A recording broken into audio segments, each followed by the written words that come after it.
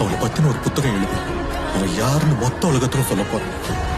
எத்தனை வருஷம் ஆனாலும் பரவாயில்ல, ஒவ்வொரு எவிடன்ஸா கலெக்ட் பண்ணி ப்ரூஃபோட சொல்றேன். என்னத்த சொல்லுவீங்க சார்? அவன் எப்படி சாகணும்னு அவனே எழுதியிருந்தா, ஆனா அவன் எப்படி வாழ்ந்தாங்கிறத நான் எழுதுறேன்.